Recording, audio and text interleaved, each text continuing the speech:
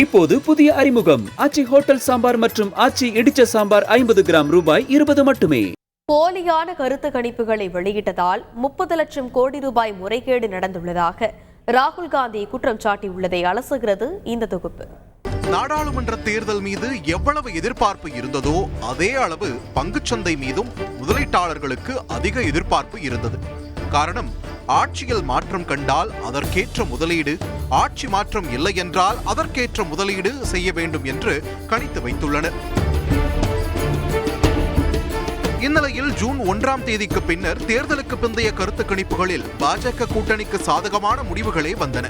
பெரும்பாலும் பாஜக தலைமையிலான தேசிய ஜனநாயக கூட்டணி 350க்கு மேல் தொகுதிகளை கைப்பற்றி ஆட்சி அமைக்கும் என்று கணிக்கப்பட்டது. அதனைத் தொடர்ந்து கருத்து கணிப்புகளை மனதில் வைத்துக் கொண்டு முதலீட்டாளர்கள் முதலீடு செய்ய 3ஆம் தேதி சென்செக்ஸ் சுமார் 2500 புள்ளிகள் ஏற்றம் கண்டு 76,468 வர்த்தகம் நிறைவடைந்தது. இந்நிலையில் ஜூன் 4ஆம் தேதி தேர்தல் முடிவுகளில் பாஜகவிற்கு தனி பெரும்பான்மை கிடைக்காததால் மும்பை பங்குச்சந்தையின் சென்செக்ஸ் 4390 புள்ளிகள் வீழ்ச்சியடைந்தன. கடந்த 4 ஆண்டுகளில் ஒரே நாளில் ஏற்பட்ட அதிகபட்ச வீழ்ச்சி இதுதான் என்பது பங்குச்சந்தை நிபுணர்களின் கருத்தாகவும் உள்ளது. காரணம், கூட்டாட்சி முறையில் அரசின் ஸ்திரத்தன்மை கேள்விக்குறியாவதோடு பொருளாதாரத்துடன் தொடர்புடைய திட்டங்களில் இழுபறி நீடிக்கும் என்பதால் முதலீட்டாளர்கள் நம்பிக்கை இழக்கும் நிலை ஏற்பட்டு இந்த சரிவு ஏற்பட்டுள்ளது. இதனை சுட்டிக்காட்டி செய்தியாளர் சந்திப்பில் பேசிய ராகுல் காந்தி, மே 13ஆம் தேதி உள்துறை அமைச்சர் அமித்ஷா ஜூன் 4ஆம் தேதிக்கு முன்னர் பங்குகளை வாங்குமாறு கூறியதாக குறிப்பிட்டதோடு, மே 19ஆம் தேதி பேட்டி ஒன்றில் பேசிய நரேந்திர மோடி ஜூன் 4ஆம் தேதி பங்குச்சந்தையில் சாதனைகளை முறியடிக்கும் என்றார் என்பதையும் சுட்டிக்காட்டினார்.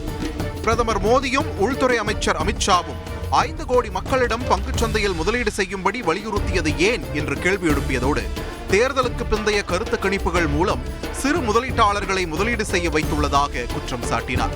இதன் காரணமாக தேர்தல் முடிவுகள் வெளியான தினத்தன்று பங்குச்சந்தையில் முதலீட்டாளர்களுக்கு 38 லட்சம் கோடி ரூபாய் இழப்பு ஏற்பட்டுள்ளதாக பரபரப்பு குற்றச்சாட்டை முன்வைத்தார்.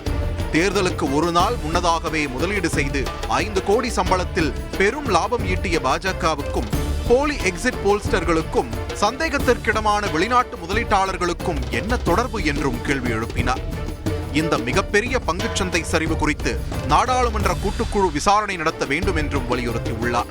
தற்போது இந்தியா கூட்டணி சார்பில் எதிர்க்கட்சித் தலைவராக ராகுல் காந்தி நியமிக்கப்படலாம் என்று கருதப்படும் நிலையில் பங்குச்சந்தை விவகாரத்துடன் பரபரப்பை கிளப்பியுள்ளார் ராகுல் காந்தி. இப்போது புதிய அறிமுகம் ஆச்சி ஹோட்டல் சாம்பார் மற்றும் ஆச்சி இடிச்ச சாம்பார் 50 கிராம் ரூபாய் 20 மட்டுமே.